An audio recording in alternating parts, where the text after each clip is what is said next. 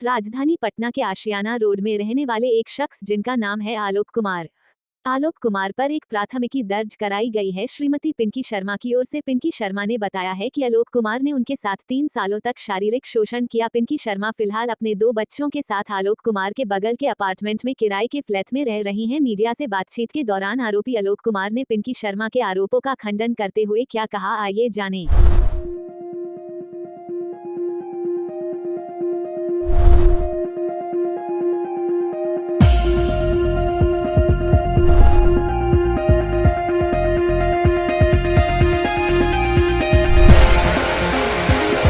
आलोक जी, पिंकी शर्मा नाम की एक लड़की मीडिया के सामने आती है। औरत है वो, लड़की नहीं। हाँ, औरत। आप पे आरोप लगाती है कि आप 3 साल से संबंध बनाए और आज शादी किसी और से कर रहे हैं। जी। इसमें कितनी सच्चाई है? सच्चाई उनके खुद के आरोप में ही नहीं है, क्योंकि जब उनको मुझ पे आरोप लगाने के लिए जब उनको थाना पहुंची और जब उनको मुझ पे आरोप लगाने की पूरी स्वतंत्रता थी, तब जो उन्होंने FIR दर्ज किया उसमें उन्होंने ऐसा कुछ भी नहीं लिखा है जो कि वो आप न्यूज़ चैनल्स को या फिर सोशल मीडिया में बता रही हैं। FIR में उन्होंने सिर्फ यही लिखा है कि मैं अपने कुछ पैसे लेने के लिए आलोक कुमार के घर पे गई थी, जिसके कारण उसके आलोक ने और उनके परिवारजनों ने मिलकर मुझे मारा। इस पे कोई शारीरिक शोषण का आरोप नहीं है, ना ही कोई दूसरा आरोप है। अब रहा बात 3 साल का, वो बात करती हैं कि उनका 3 साल से मेरे साथ संबंध था। अभी कुछ दिन कल परसों में उनका स्टेटमेंट चेंज हो चुका है, वो 2 साल पे आ चुकी हैं कि 2 साल पहले ऐसा था। सच्चाई भी यही है कि हमारी पहली बात फेसबुक के माध्यम से जुलाई 2020 में फेसबुक के माध्यम से हमारा पहला हाई हुआ था उनको। तो इस समय से भी अभी का समय अगर जोड़ते हैं तो 2 साल भी सही से पूरे नहीं होते हैं, 1 साल कुछ महीने ही आपको दिखेंगे। लेकिन उनका आरोप 3 साल से कैसे है भगवान जाने। इसके बाद है कि मैंने उन्हें शादी का झांसा दिया है या ऐसा कुछ किया है, तो ऐसा नहीं है। जब इनसे मेरी बात होती थी तो ये रांची में अपने बच्चे और हस्बैंड के साथ रहती थी। कुछ दिन बाद इन्होंने बताया था कि हस्बैंड से इनका बनता नहीं है, इसके कारण जो भी इनका पारिवारिक परेशानियां हैं वैसा कुछ झेल रही हैं। और ये वहाँ पे जॉब भी करती थी, इनके दोनों बच्चे वहीं साथ में रहते थे। इसके बाद आप देखेंगे तो चैट में ही इन्होंने 15 तारीख को मुझसे बात किया है, 17 तारीख को इन्होंने अपना कुछ फ़ोटो भेजा है ऑफिस जाके। 2 दिन में इनको मुझ पे इतना भरोसा हो चुका था कि ये अपना फ़ोटो भेजने लगी थी। उसी दिन इन्होंने आप अपना व्हाट्सएप नंबर दीजिए, मैंने भेजा है इनको अपना व्हाट्सएप नंबर, जो कि मेरा अभी भी यही नंबर है। फिर उन्होंने अपना नंबर दिया जो कि इनका बदल चुका है, इनका नंबर अभी ये नहीं है, कुछ और है। तो 2 दिन में हमारा नंबर का आदान प्रदान हुआ है। उसके बाद इन्होंने मुझे रिझाना शुरू किया है। बात करते करते आपको प्यार भी करेंगे, आपको देख सकते हैं, बात करते करते प्यार भी करेंगे आपको। उसके बाद कुछ हमें बातें होना शुरू हो गई। फिर इन्होंने मुझे आगाह किया है कि व्हाट्सएप नंबर पे आप मैसेज या कॉल मत ही करना, सिर्फ मैं करूँगी। ओके। चूँकि हस्बैंड के साथ रहती थी तो इन्हें डर बना हुआ था।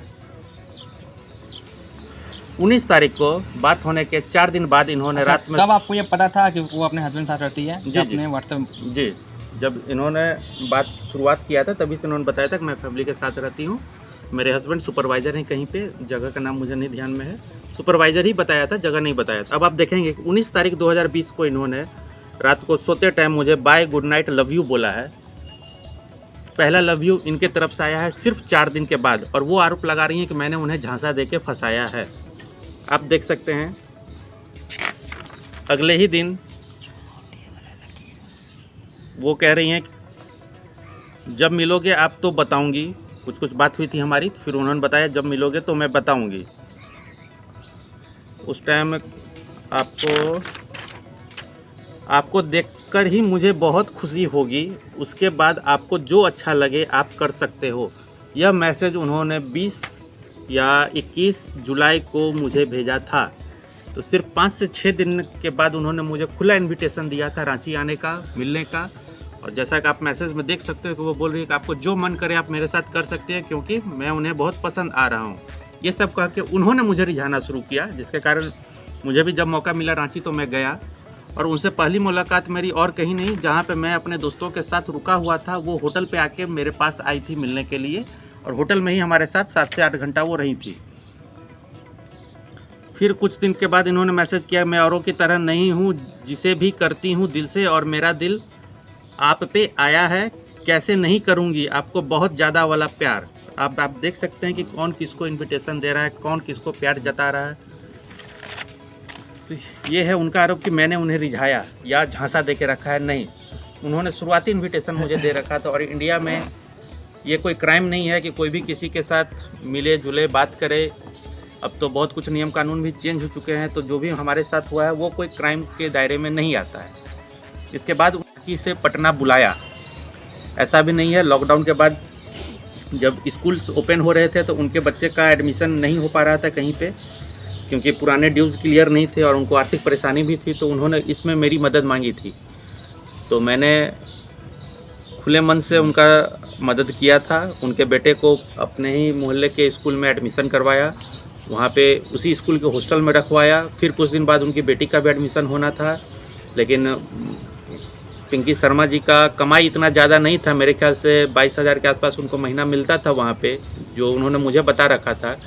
और स्कूल के 2 बच्चे का अगर स्कूल का फ़ीस और हॉस्टल का फ़ीस जोड़ते हैं हम लोग, तो 12 से 13,000 रुपया चला जाता। फिर 7,000 रुपया उनको वहाँ पे किराए का मकान में लगता था, तो 20,000 उनका ऐसे ही ख़त्म होता था। तो मैंने उन्हें सुझाव दिया था कि आप रांची छोड़ के पटना आ जाओ, भले 5,000 कम मिले, लेकिन तीनों लोग आप लोग साथ रहो, बच्चा के साथ रहो, बच्चा लोग घर का खाना खाएगा। कोरोना में भी इधर उधर रखना सही नहीं है।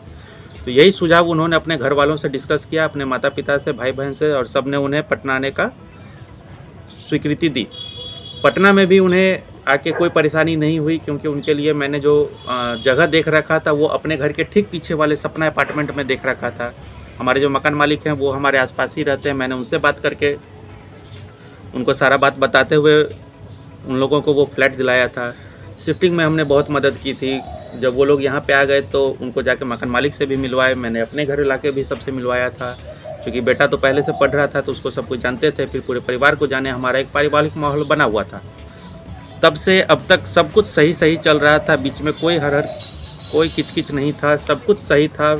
पिछले महीने के लास्ट में आते आते थोड़ा बहुत उनके स्वभाव में बदलाव आया। अब जब से रीजन मैंने जाना है तब से मैं खुद आश्चर्यचकित हूँ कि वो ऐसा क्यों कर रही हैं, क्योंकि वो बहाना दे रही हैं कि मैं उनसे शादी करने का झांसा देता था या वो मुझसे शादी करने के लिए यहाँ पे बैठी हुई थी। पहली बात तो ये है कि वो एक शादीशुदा औरत हैं, दूसरा उनके 2 बच्चे हैं, तीसरा वो डिवोर्सी नहीं है। और इन तीनों हालत में मैं उनसे शादी करूँ ये कहीं से भी न्यायोचित नहीं है, क्योंकि जब तक डिवोर्स नहीं है वो औरत दूसरा शादी का सोच ही नहीं सकती है, इवन किसी को कमिटमेंट भी नहीं कर सकती है। और ऐसा नहीं है कि मेरा शादी नहीं हो रहा था या मेरा शादी होता नहीं, मैं जब चाहता जहाँ चाहता मेरी शादी हो सकती है, तो मैं फिर ऐसा झंझट क्यों लूँगा। अच्छा, आप बताएं कि वो डिवोर्सी नहीं है, तो उसके हस्बैंड है कहाँ? हस्बैंड शुरुआती दिनों में वो रांची में साथ ही रहते थे, पिंकी शर्मा और बच्चों के साथ ही, लेकिन कुछ दिन बाद मुझे सुनने में आया कि उन्हें जेल हो गया।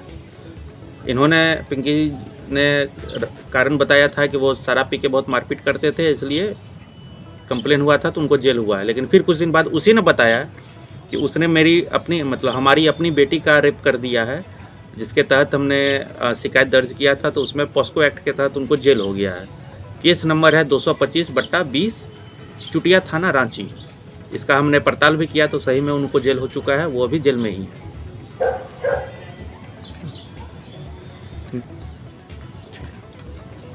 25 मई 2022 को मेरी शादी होनी थी। आप शादी का कार्ड देख सकते हैं, 25 मई 2022 का डेट है।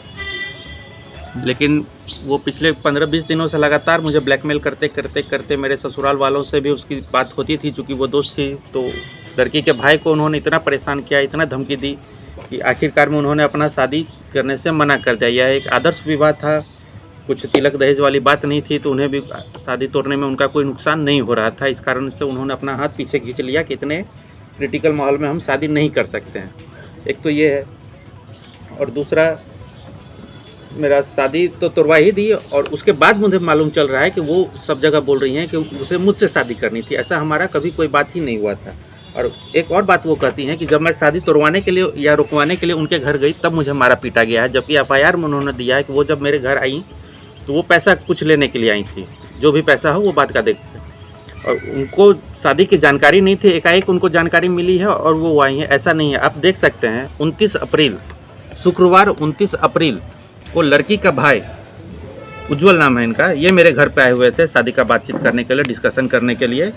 उस दिन उन्होंने मुझे घर बुला रही थी, मैं नहीं गया था। मैंने उन्हें मैसेज करके बताया कि लड़की का भाई आया है घर साथ में, इसलिए नहीं आएंगे बाबू। क्यों आया है वो, रहेगा आज क्या, मैंने साफ साफ यहाँ पे लिखा है कि ज्वेलरी रिसेप्शन का बात करने। तो इससे ये प्रमाणित होता है कि उन्हें शादी की जानकारी थी, और जो ये आए हैं मेरे घर पे, ये हम लोग ज्वेलरी और रिसेप्शन का बात करने के लिए आए हैं। इसके बाद वो लगातार इसके भाई को से भी गाली गुलौज करते रही और इन्हें मजबूरन शादी मुझसे तोड़ना पड़ा। वो मीडिया सामने आरोप लगा रही है कि वो आप कह रहे हैं कि आप शादी करने तो मुझे, मैं तुम्हें भी रखूँगा उनको भी रखूँगा, इसमें कितनी सच्चाई है? इसमें सच्चाई नहीं है, हो सकता है मैंने ये बोला हो, लेकिन इसके पीछे का जो कारण था कि क्योंकि जब वो मुझे लगातार ब्लैकमेल कर रही थी और मेरा शादी खतरे में आता देख, मैंने बस यही सोचा होगा कि कुछ भी बोल के बस शादी नहीं टूटे, शादी बच जाए मेरा। उसके बाद फिर मैं ये जो ब्लैकमेलिंग कर रही है इसको मैं उजागर करता, थाना जाता या कुछ भी करता। अगर मैंने वैसा कुछ बोला भी है तो वो बस अपनी शादी बचाने के लिए, लेकिन उसमें कोई वैसा सच्चाई नहीं है। ये बात उसे भी पता है और आप लोगों को भी बहुत जल्द पता होगी ऐसे, क्योंकि शादी के बाद ऐसा नहीं है कि मैं पहला लड़का हूँ जिनसे उनकी मुलाकात हुई है।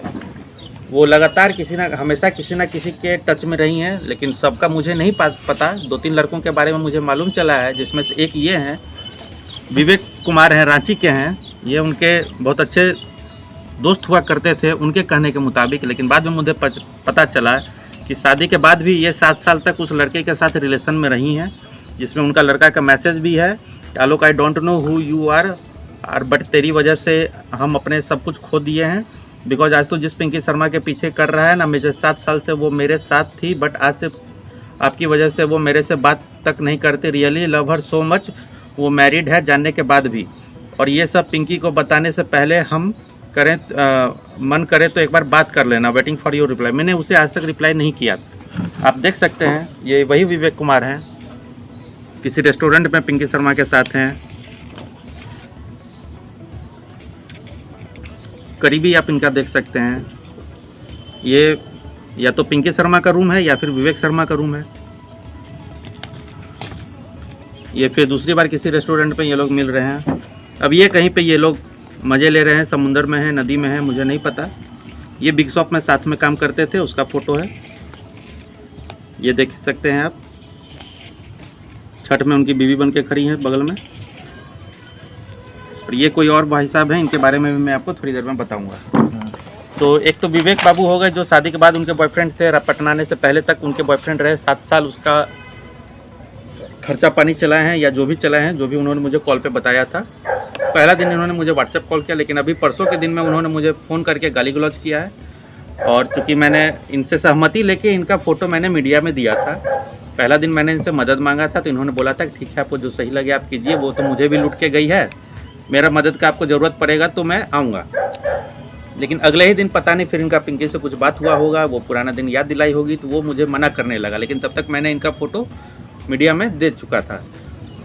और फिर इन्होंने बहुत गाली गलौज किया है कि आके मारूंगा, बाहुबली लोग को बुला लो, ऐसे वैसे। सारा रिकॉर्डिंग है मेरे पास, मैं आप लोग को उपलब्ध करा दूंगा, आप देख सकते हैं। अभी 2 दिन पहले पिंकी शर्मा की माताजी, जो इस उम्र में होंगी, मेरे ख्याल से 60 से 65 साल से कम की नहीं होंगी, वो रात में फ़ोन करके इतना गंदा गंदा गाली दी है मेरी माता और बहन को लेके। वो भी मैं आपको उपलब्ध कराऊंगा, आप वो भी देख सकते हैं। मैं तो सोच रहा हूँ उस पर भी प्राथमिकी दर्ज करूँ। पिंकी शर्मा के थ्रू एक और FIR होने जा रहा है, जिसका अभी मुझे पता चला है कि महिला थाना वो गई है मेरे ऊपर केस करने के लिए। महिला थाना से मुझे अभी कॉल आया है। मैंने उन्हें बताया कि मेरे ऊपर ऑलरेडी एक FIR उन्होंने राजीव नगर थाना में कर रखा है। मैंने FIR की कॉपी उनको उपलब्ध करा दी है। तो उन्होंने कल मुझे 12 से 1 के बीच में महिला थाना बुलाया है। कल वहाँ भी जाके मुझे अपना पक्ष रखना होगा। आपके ऊपर आरोप लगा है मारपीट का। जी। तो आप पैसे लिए हुए, पैसा लेने आपके पास आई थी तो आपने मारपीट किया। जी जी। इसमें कितनी सच्चाई है? सच्चाई बताने से पहले मैं आपको दिखा देता हूँ। ये गूगल पे का मेरा अकाउंट है। उनका मोबाइल नंबर 6207771253, जिसमें इन्होंने मुझे पहला बार जो पैसा 50,000 रुपया भेजा है, वो भेजा है इन्होंने 28 दिसंबर 2020 को। हमारी बात जुलाई 2020 से हो रही थी, और अगस्त के महीने में ही मैंने इन्हें 20,000 रुपये के आसपास का एक मोबाइल फ़ोन भेजा था। इनको ज़रूरत थी बच्चों का ऑनलाइन पढ़ाई के लिए और इनका पुराना फ़ोन था, तो इन्होंने उस टाइम भी मदद मांगा था, तो मैंने इनको किया था। उसके बाद भी जब जब पॉसिबल हुआ है मैंने इन्हें पैसे से मदद की है। तो ये सब इन्होंने लौटाना शुरू किया है। फिर कुछ दिन बाद मांगा है, मैंने इनको भेजा है। 3 फरवरी को मैंने भेजा है इनको 50,000 रुपया। फिर उस 50,000 रुपये के बाद भी इन्होंने कभी कभी पैसा मांगा है, मैंने इन्हें भेजना की कोशिश किया, लेकिन ट्रांजैक्शन फेल आप देख सकते हैं। जो 50,000 गया है मेरा 1 लाख रुपया अभी तक, उसमें से इन्होंने 15,000, 5,000, 30,000 इस तरह करके पैसा लौटाना शुरू किया है। तो फिर जब हम लोग का ट्रांजैक्शंस होने लगे, कभी मेरी ज़रूरत पे उन्होंने मदद किया, उनका ज़रूरत पे मैं मदद करता रहा, तो उसी का ये ट्रांजैक्शन है गूगल पे का। लेकिन 10 अप्रैल के बाद 10 अप्रैल 2021 आप देख सकते हैं तारीख इस पे, 10 अप्रैल 2021 को मेरा 10,000 का एक ट्रांजैक्शन है। उसके बाद जब आप देखेंगे ट्रांजैक्शन पे, कभी भी मेरा पैसा गया नहीं है, सिर्फ उधर से आ रहा है, चाहे वो 5,000 हो, 2,000 हो, 1,500 हो या 10,000 हो या 50,000 हो, सिर्फ आ रहा होगा। इसका वजह यह था जो उन्होंने मुझे बताया कि उनका एटीएम काम नहीं कर रहा है, मतलब स्वैप करने पे वो मिस कर रहा है, मशीन रीड नहीं ले रहा है। तो उन्हें जब भी नकद की ज़रूरत होती थी वो मेरे अकाउंट में भेजती थी और फिर मैं उन्हें जाके कैश दे देता था, या फिर उनका जो सामान लाना होता था वो ले आता था। उनका सारा पैसा, जो भी उनका पैसा मेरे ऊपर आया है, मेरे अकाउंट पे आया है, उन पे खर्च हो चुके हैं या उनके पास होंगे नगद के रूप में, क्योंकि मैंने सारा पैसा उनको समय दर समय नगद के रूप में वापस करते रहा है। और वो जो 8 लाख का आरोप लगा रही हैं, वो गूगल पे का अकाउंट का सिर्फ उनके साइड का आप जोड़ेंगे तो 8,07,000 के आसपास उनका टोटल सम आता है। वही वो जोड़ के जल्दबाजी में जोड़ी होंगी, इसलिए 8 लाख कर रही हैं। 8,07,000 रुपया है। और जो मेरे साइड का आप जोड़ेंगे तो ज़्यादा तो नहीं है, लेकिन 1.5 से पौने 2 लाख के बीच का मेरा भी वापस किया हुआ। तो अगर यहाँ से भी हिसाब को बैलेंस करते हैं तो 6 लाख के आसपास हमारा हिसाब बैठता है। तो 8 लाख का जो डिमांड है वो तो वहीं पे उनका गलत होता है। अगर लीगल केस हमको दोबारा पूरा देना भी पड़ेगा तो हमको 6 लाख का पड़ेगा, लेकिन वो भी मैं नहीं दूंगा क्योंकि मैंने उन्हें ऑलरेडी दे रखा है। अपने कोर्ट में न्यायालय जाएगा, मैंने भी उन्हें जब जब दिया है उसका स्टेटमेंट है मेरे पास कि मैंने अपने, ये मेरे 3 बैंक खाते हैं, HDFC, ICICI और SBI, कभी इस अकाउंट से, कभी इस अकाउंट से, कभी इस अकाउंट से मैं उनको निकाल के पैसे देता रहूँगा। आप देख सकते हैं मैंने घेर रखा है कि कब कब क्या पैसा निकला और कब कब उनको गया है। जब जब उन्होंने मांगा है पैसा मैंने दिया है, मैंने अपना याददाश्त जोड़ते हुए, क्योंकि इस बैंक का अकाउंट से कैश मैं अपने काम के लिए नहीं करता हूँ। मेरा सारा काम मेरे क्रेडिट कार्ड्स पे होते हैं, मेरे फैमिली अकाउंट के पापा का पेंशन अकाउंट है, उससे हम लोग कैश निकालते हैं, उससे हमारा सारा शॉपिंग चलता है। मेरे अकाउंट का पैसा मेरे अकाउंट में, उनको आप कैश निकाल के दिए हैं? जी, जो सर्किल है ये सब कैश उनको दिया हुआ है मेरा। और इसका सबूत भी है मेरे पास कि उनका भेजा हुआ पैसा का होता क्या था आखिर। आप देख सकते हैं यहाँ पे उन्होंने एक एम्प्लॉय का मोबाइल नंबर भेजा है, अंकित जॉकी करके लड़का है। इसको उन्होंने 2100 रुपये भेजने के लिए बोला था। मैंने पूछा है गूगल पे या फ़ोन पे कुछ भी, तो मैंने भेज के उन्हें दे दिया है। फिर आप देख सकते हैं हमको हेडफोन ला कर दीजिएगा, उनको हेडफोन गया है, उसका पैसा कुछ आया होगा, या पहले से कुछ पैसा होगा उसमें से गया है। फिर आप देखिए 18-20 अभी भेजिए, हमको अर्जेंट है। 18-20 ये रुपये नहीं है, हज़ार हैं। 18-20 हज़ार रुपये अभी भेजिए, हमको अर्जेंट है। मेरा वाला से मतलब उनका भेजा हुआ पैसा मेरे पास रखा हुआ है, जो वो कैश के रूप में मेरे से मांगती थी, लेकिन उन्हें कुछ अर्जेंट काम पड़ गया जिसमें उन्हें ऑनलाइन ट्रांसफ़र करना था, इसलिए उन्होंने वापस मांगा। आप अगला मैसेज देखेंगे, आलोक 2-3 थाउजेंड कैश है तो देकर जाइएगा, हम ट्रांसफ़र कर देंगे। अब आप यहाँ पे देख सकते हैं कि जो चीज़ यहाँ पे लिखा हुआ है सारे ट्रांजैक्शन के लिए यही बात सही है कि वो मुझसे कैश लेती थी, फिर मुझे भेजती थी, या पहले भेजती थी बाद में लेती थी, लेकिन जो भी हो वो अकाउंट में भेजती थी और मैं उन्हें कैश दिया करता था। अच्छा, वो ऐसा क्यों करते थे कि आपको कैश, आपसे कैश ले रही है, आपको ऑनलाइन दे रही है? क्योंकि उनका ATM नहीं काम करता था ना, उन्हें 500 रुपये की भी ज़रूरत पड़ती तो उन्हें मुझसे ही लेना पड़ता था। उनका ATM नहीं काम करता था, इस वजह से मैंने अपना एक क्रेडिट कार्ड भी उनको दे रखा था इमरजेंसी के लिए, जिसका उन्होंने ज़्यादा तो यूज़ नहीं किया है, लेकिन इधर 2-3 शॉपिंग उन्होंने की है। और एक तो अभी 20,000 रुपये का मेरा उन्होंने तनिष्क शोरूम में जाके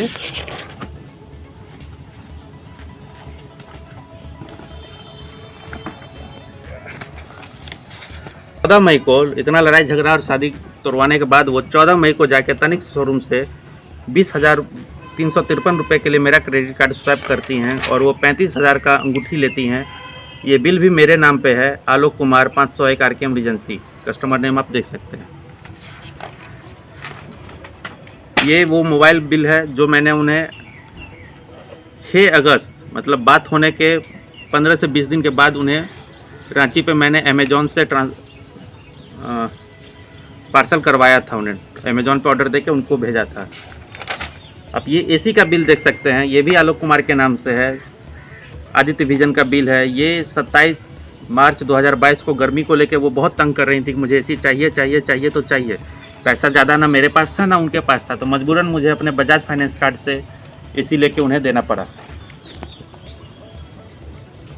और भी जो उनके पैसे थे वो अपना डिमांड्स मुझे भेजती थी, मुझे ये चाहिए ये चाहिए, ये ला कर दीजिए, ये साफ़ी भी दे दीजिए। तो कभी मेरे पैसे लगते थे, कभी उनके पैसे रहते थे, तो उससे जाता था। ये देख सकते हैं आप, उनके पूरे राशन का बिल है। राशन का बिल वो भेजती थी, ये मैं दुकान पे भेजता था, दुकान से उनके घर पे सामान चला जाता था, मैं पेमेंट कर दिया करता था, फिर वो मुझे भेज दिया करती थी, या कभी कभी वो भी डायरेक्ट भेजती थी। फिर कभी कुछ मंगाया, ये फिर राशन का बिल है, ये कुछ का बिल है। ये देख सकते हैं महंगे महंगे शैम्पू फेस क्रीम का डिमांड है। आलोक कल का टोटल अमाउंट बताइए एक बार, सेंट्रल वाला। सेंट्रल में 4000 के आसपास का बिल बना था। ये पैसा भी उन्होंने भेजा है या नहीं भेजा मुझे नहीं पता, एडजस्ट हुआ होगा। फिर से राशन का बिल है, लोटस का क्रीम, मतलब उनका जो भी पैसा उन्हीं पे आपको खर्च हुआ जो भी है। पैसा आपको देती थी, या तो उसको कैश कैश लेती के रूप थी, में या वापस तो करते कुछ ना थे, कुछ या फिर सामान उन पे मंगाती खर्च थी। होता था। जी, जब आप खर्चा का हिसाब देखेंगे तो यहाँ भी आप देख सकते हैं कि 2000 अकाउंट मेरे में ट्रांसफ़र कीजिए, शाम में ले लीजिएगा। यहाँ पे भी उन्होंने मेरे से पैसा मांगा है, फिर उन्होंने भेजा होगा। आइसक्रीम चाहिए, ला कर दीजिए 4:58 पे। मैं उस टाइम में ऑफिस पे था, लेकिन इनका जिद था मुझे चाहिए, हम आपको बोल रहे हैं हमको चाहिए, हमको नहीं कुछ सुनना है। लास्ट में इन्हें जाकर दिया गया, नहीं तो ये जो करती मेरा वो नहीं पता। 1000 रिचार्ज कर दीजिए इलेक्ट्रिक का। इनका जब से ये पटना आई है तब से इनका इलेक्ट्रिक बिल मैं रिचार्ज कर रहा हूँ, क्योंकि उन्हें खुद से रिचार्ज करने नहीं आता है। उन्हें अपना सीए का नंबर भी नहीं पता होगा, सीए नंबर क्या होता है। ये मैंने उन्हें पिछले महीने जाके भेजा है कि कभी कभी हम नहीं रहेंगे तो भाई अपना सीख लो तुम रिचार्ज करना। तो यहाँ भी आप देख सकते हैं कि इलेक्ट्रिक बिल इनका मैं ही रिचार्ज करता था। रिचार्ज कर दीजिए बिजली का, फिर से बिजली का रिचार्ज करने के लिए उन्होंने बोला है, मैंने कर दिया है। 10th का बुक मार्केट में अवेलेबल होगा तो ला दीजिएगा सोनू का। सोनू उनके बेटे का घरेलू नाम है, जिसका ऋषि शर्मा नाम है। टोटल क्लास 10th का टोटल बुक गया है उनको, उसका पैसा उनका आया है 3600 दे दिए। अब हिसाब बैलेंस होते होते मेरा पैसा सरप्लस में जा रहा था, तो जो हिसाब करके उनका 3600 आया होगा वो उन्होंने भेजा होगा, उसका बात है। यहाँ पे इस तरह से आप देख रहे हैं कि काफ़ी चीज़ें हैं जो मैंने उनका पैसा उन्हीं पे दिया है, उन्हीं को गया है और कहीं नहीं गया है। तो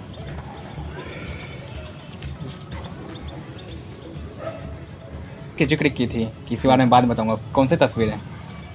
हाँ, ये आप देख सकते हैं पिंकी शर्मा का चैट है। उन्होंने मुझे इनका फ़ोटो भेजा था। ये छोटा सा फ़ोटो है, ये बड़ा फ़ोटो है।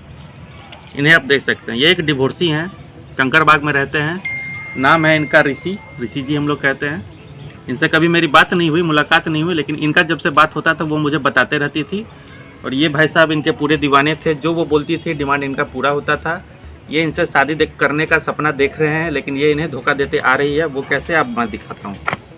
आप देख सकते हैं इन्होंने मुझे, देखिए बुढ़ा को, चूँकि सर पे बाल कम है तो इन्होंने इसे बुढ़ऊ बोला है, बुढ़ा बोला है, और इन्हें बुढ़ऊ ही बोलती थी। आलोक कला फ्री रहेंगे हो जाइएगा तो मेरे लिए रंगोली से एक साड़ी पसंद कर देंगे, पैसा बुढ़ऊ देगा। बुढ़ऊ कौन? ये भाई साहब। साला गरीब भिखारी 10,000 ही दिया, मतलब साड़ी खरीदने के लिए इसको साहब जी ने 10,000 रुपये दिए हैं, तो भी उन्हें गाली मिला है। उम्मीद इनका उनसे ज़्यादा का था। ये बुढ़ऊ पगला गया है। जिनको बुढ़ऊ बोल रही है उन्होंने कुछ प्यार वाला मैसेज भेजा होगा, वीडियो क्लिप भेजा होगा, तो उस पर उन्होंने बताया है। ये उनका मैसेज है पूरी का पूरा, उसने स्क्रीनशॉट लेके भेजा था मुझे। अपनी पूरी जिम्मेदारी हमें दे दो। ये इनसे शादी करना चाहते थे, ये चीज़ पहले दिन से बता रही थी।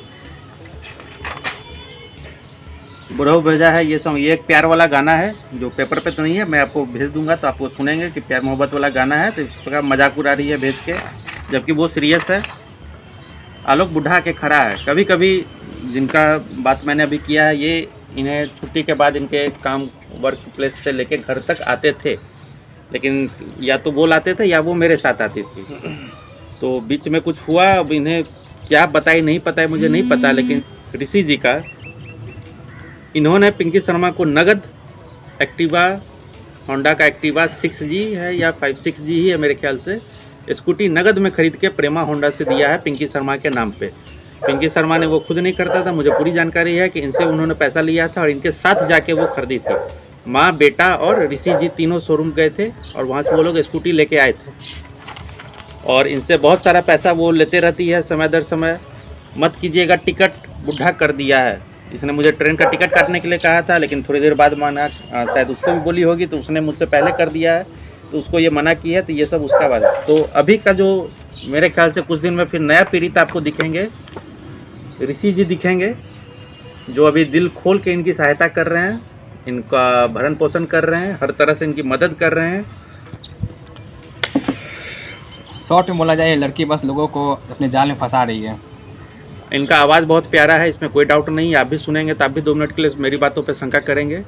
फ़ोन पे जब आप इनसे बात करेंगे तो आपको भी लगेगा कि आप 18-19 साल की लड़की से बात कर रहे हैं, जबकि ये 35-36 साल से कम की नहीं है।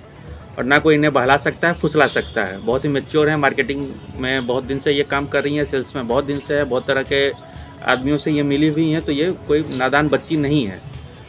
इन्विटेशन इनके तरफ से रहता है, ये सही है। जैसा कि मैंने दिखाया कि मुझे भी इन्विटेशन इनके तरफ से मिला था सब कुछ का, औरों को भी ये देते रहती हैं। इन्होंने कुछ दिन पहले एक मैट्रिमोनियल साइट पे, डिवोर्सी मैट्रिमोनियल साइट पे अपना एक आईडी बनाया है। वहाँ से जो पटना के जो डिवोर्सी लोगों का जो प्रोफाइल है, उनसे संपर्क कर करके दोस्ती कर रही हैं। और ये जो ऋषि जी हैं, ये उसी प्रोफाइल से इनके संपर्क में आए हैं। इसके अलावा भी 2-3 आदमी लोग से संपर्क हुआ था, लेकिन वो लोग बाहर के थे, तो उनसे इनकी बात नहीं बनी। लेकिन ये बेचारे प्यार में पड़े हैं, शादी करेंगे। अच्छा आलोक जी, इन सब चीज़ों में आपकी शादी टूट गई, आप एक FIR भी हो गया, अब आगे क्या करेंगे आप? मैं चाहता तो आप अपनी पूरी शादी तरीके से बदनाम हो चुके हैं। जैसा कि इस लड़की ने मुझे शादी के टाइम पे टारगेट करके पैसा का डिमांड किया, अगर इसका पैसा मेरे पास निकलता भी था तो या तो ये कुछ दिन पहले भी ले सकती थी या शादी के बाद भी ले सकती थी। बिल्कुल शादी के टाइम को टारगेट करके लेना ही अपने आप में एक संशय है। मेरी शादी टूट गई, उसका तो खैर टूटना ही था। मैं चाहता तो वो पैसे दे के बचा सकता था, लेकिन एक ही पैसा दोबारा मैं नहीं दे सकता था। वो भी 1000-2000 की बात नहीं थी, 8 लाख 10 लाख वो कर रही थी। उतना पैसा देना मेरे लिए संभव नहीं था। खैर मेरे शादी की मैंने कुर्बानी दे दी। अब मामला जो है हमारा थाने के थ्रू न्यायालय में गया है, तो कोर्ट में मैं साबित कर दूंगा कि मैं सही था और ये गलत है। मेरा शादी टूटा वो तो चलिए ठीक है, कभी ना कभी फिर किसी ना किसी से हो ही जाएगी। हाँ, लेकिन इसके जो मीडिया में जाके जो मेरे ख्याल इतने झूठे आरोप लगाए हैं, उसके कारण जो मेरा इज्जत ख़राब हुआ है, तो वो भी मेरे लिए ज़्यादा डैमेज नहीं करेगा, क्योंकि मेरे घर परिवार के लोग, मेरे अपार्टमेंट के लोग, मेरे मोहल्ले के लोग मुझे बचपन से जानते हैं और वो मेरे नेचर से भली भांति वाकिफ़ हैं। इवन उसके अपार्टमेंट में भी बहुत लोग मुझे जानते हैं, वो लोग भी मुझे जानते हैं और उसको भी जान गए हैं कि ये आलोक की ही फ्रेंड है जो यहाँ पे रहती है। लेकिन इसने ये भी आरोप लगाया है कि मेरे अपार्टमेंट में सारे लोग, मतलब उसके अपार्टमेंट में सारे लोग उसको मेरा पति समझते हैं। ये गलत है। अगर आप लोगों ने न्यूज़ में देखा होगा तो वो स्टेटमेंट इसका सुना होगा। आप चाहें तो किसी भी फ्लैट में जाकर वेरीफाई कर सकते हैं कि आलोक कुमार की ये वाइफ हैं क्या, आपको जवाब वहाँ पे मिल जाएगा। हाँ, जो इनका इस स्टंट से मेरा सबसे बड़ा लॉस होगा वो होगा मेरे कैरियर का, मेरे इनकम पे। क्योंकि जहाँ मैं काम करता था वहाँ भी मैं मीडिया और सोशल मीडिया के थ्रू बदनाम हो चुका हूँ। वो डैमेज कंट्रोल करने के लिए ही मैंने अपना प्रेस कॉन्फ्रेंस किया था और अपनी सारी बातें रखी थी, क्योंकि एक तरफा बातें हर कोई सुन रहे थे। अब मैंने भी अपना सारा पक्ष आप पत्रकारों के सामने कर रखा है। आप लोग के थ्रू बाकी लोग के पास भी ये सारा न्यूज़ कुछ दिन में चला ही जाएगा, तो फिर मैं अपनी बात किसी के सामने खुले मन से बोल सकता हूँ, क्योंकि सारे मीडिया जगत को मैंने अपना पक्ष बता रखा है। तो नौकरी मेरा बचेगा नहीं बचेगा ये तो मैं अभी नहीं कह सकता। मैं 17 तारीख से 4 तारीख तक अपने शादी के छुट्टी पे था और अभी भी इस लफड़े में पड़ के मैं उसी छुट्टी का आनंद उठा रहा हूँ। तो जो भी होगा मेरे पास 4 तारीख के बाद ही मुझे अपडेट मिलेगा कि मैं वहाँ कंटिन्यू कर सकता हूँ या कुछ और करना होगा। आपके नज़र में पिंकी शर्मा कैसी हैं? आप काफ़ी दिनों से मतलब उनको जान रहे हैं, अब तक क्या अनुभव किए हैं? अब तक हम लोग जैसे एक फ्रेंडली बिहेवियर और हेल्दी फ्रेंडली रिलेशनशिप निभा रहे थे, तो उस बीच में मेरे भी जीवन के सारे चीज़ वो जानती थी और उनके भी जीवन का मैं सारा चीज़ जानता था। कब किससे मिलती हैं, कब किससे बात करती हैं, सब कुछ वो मुझे बताती थी, मैं भी उन्हें बताते रहता था। जैसे कि मैंने मेरे शादी की सारी बातें उनको पता थी, वो भी मेरे लिए रिश्ते लाती थी। अपनी दोस्ती इतनी अच्छी थी हमारी, वो अपनी छोटी बहन, खुद की छोटी बहन का शादी मुझसे कराना चाहती थी, उसकी भी पहल उन्होंने की थी, लेकिन समगोत्री होने के कारण हम लोगों में शादी नहीं हो पाई थी। तब तक वो ठीक थी। अब पटना आने के बाद चूँकि ये मार्केटिंग लाइन में, जॉब के लाइन में है, तो इनका कुछ पता चलते रहा कि भाई इनसे ऐसा, उसी क्रम में इनका एक अभी जो लेटेस्ट इनका मैनेजर है कंपनी के, जो बिहार देखते हैं इनके, किरण नाम हुआ उनका, वो भी इनके दीवाने हो चुके हैं और इन पे पूरी तरह से लट्टू हैं। इसका मुझे तब पता चला जब मैंने एक बार उनका चैट देखा इनके मोबाइल में। उन्होंने चैट भेजा रखा था, तेरे पास टाइम हो तो कॉल करना, कुछ बात करनी है, तेरे दिल में और लाइफ में मेरे लिए कोई जगह है पिंकी, मैं कैसा लगता हूँ तुम्हें ये नहीं पता, पर तुम अच्छी लगती हो मुझे, सच बताना मुझे बुरा नहीं लगेगा, ट्रस्ट मी, रिप्लाई तो कर यार। यहाँ से इस मैनेजर ने अपने जूनियर को सिग्नल दिया, जो भी दिया, इसने मुझे मैसेज किया था मॉर्निंग में, तो फिर हम कॉल किए थे, रिकॉर्डिंग कर लिए हैं, मैम को सुनाएंगे। अब इसके बाद क्या हुआ नहीं हुआ नहीं पता, लेकिन इनका रिश्ता और भी अच्छा हो गया, गहराता चला गया। जहाँ भी ये जाती थी किरण वहाँ भी आता था, उसका कुछ लेना देना हो या नहीं हो। इसी क्रम में एक दिन वो लोग सब लोग घर पे आए थे, किरण थी, इनकी एक और बॉस आई हुई थी कोलकाता से, वो थी, और मैं भी थोड़ी देर में घर आया था, तो हम लोग सब मिले जुले थे। उसके बाद जब किरण साहब अपने घर पे जाते हैं और रात में पिंकी मैडम को कॉल करके वो अपना दुख जता रहे होते हैं कि आलोक को देख के मुझे बुरा लगा, क्योंकि क्या लगा कैसा लगा आप इस रिकॉर्डिंग में सुनने का कोशिश कीजिएगा। जहाँ तक है तब तक तुम सेफ हो हर जगह, लेकिन वो हर जगह नहीं हो सकता। नहीं, तुम सही बोल रही है, लेकिन तेरे लिए इनसिक्योर फील कर रहा था लोग, वो हमको फील हुआ। तो यार ठीक है, हम क्या कर सकते हैं, हम तो इसलिए हम बोले कि हम ऐसा भी पिछले अगर एक ही बार गए नहीं बोला, वो भी मतलब दिवाली से पहले कि चलो भाई बच्चों लोग से मिल लेते हैं, जाने से पहले अच्छा नहीं लग रहा था। बाकी हम तो ऐसे भी नहीं जाते, बोले वो तो ठीक करते हो, जॉब करने आया और तुम भी बाहर, दिक्कत ना हो यार तुमको भी।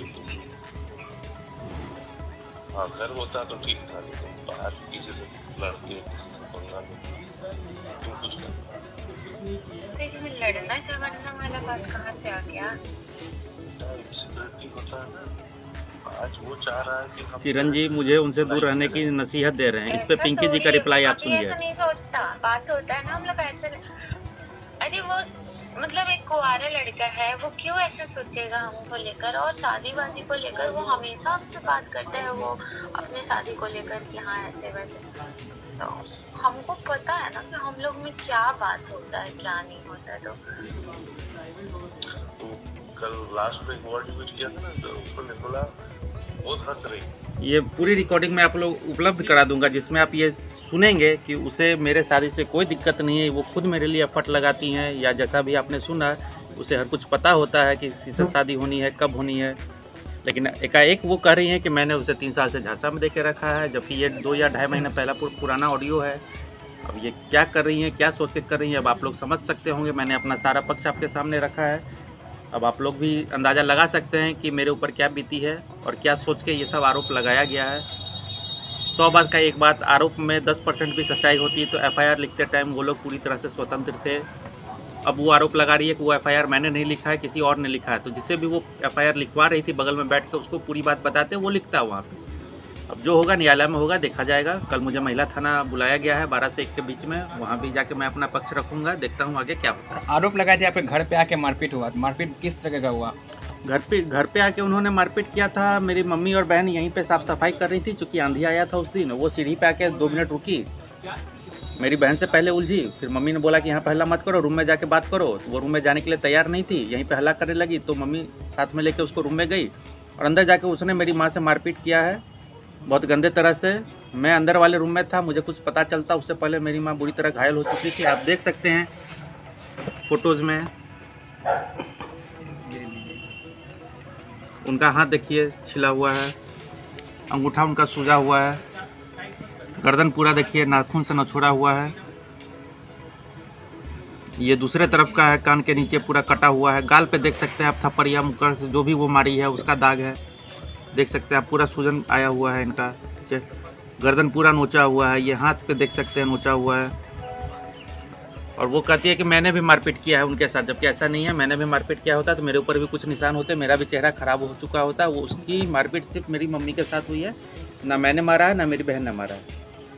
मतलब वो आपकी मम्मी को आके डायरेक्ट मारपीट शुरू कर दी। मम्मी जब ज़बरदस्ती रूम में ले गई कि यहाँ पे हल्ला मत करो, तो उस क्रम में उसने उसके साथ मारपीट शुरू किया कि तुम हटो, तुमसे हमको नहीं बात करना है, हमको सब करना है, ये करना है, वो करना है। क्या आपकी माँ ने कहीं इसका लिखित आवेदन दिया? हम लोग FIR करने के लिए जब थाना गए थे तो उसी टाइम माँ का भी मेडिकल होने के लिए गया था। और तो माँ का भी शास्त्री नगर में जांच हुआ है, मेडिकल हुआ है, रिपोर्ट हुआ है, इंजरी रिपोर्ट उनका बन के आएगा थाना में, तो फिर देखते हैं उसमें क्या क्या आता है। ठीक। अब लास्ट में जब वो यहाँ से जाने लगी तो वो भी जाते जाते बहुत सारा मुझ पर धमकी देने लगी कि मैं ये करूँगी वो करूँगी, लेकिन उन्होंने जाके FIR में कुछ नहीं कहा। और अब मेरे ऊपर इतना प्रेशर आ रहा है, इतना इल्ज़ाम लग रहा है, तो मैं प्रशासन से यही गुजारिश करता हूँ कि आप अपना कोई भी मेरे लिए नज़रिया बनाते हुए आप दोनों पक्ष का बात सुनेंगे, क्योंकि आपने ज़्यादा अभी तक उन्हीं का पक्ष सुना होगा, मेरा आपने सुना नहीं होगा। मैंने कल से ही अपना पक्ष रखना शुरू किया है, तो आप एक बार दोनों का पक्ष सुन लेंगे, उसके बाद आपको भी कुछ ना कुछ संकेत ज़रूर मिलेगा कि कौन कितना सच्चा है, कौन कितना झूठा है। बाकी फाइनल फैसला तो हमारे लिए कोर्ट ही करेगा, हम उस फैसले का आदर करेंगे, उसका सम्मान करेंगे, जो भी फैसला होगा हम उससे मानेंगे।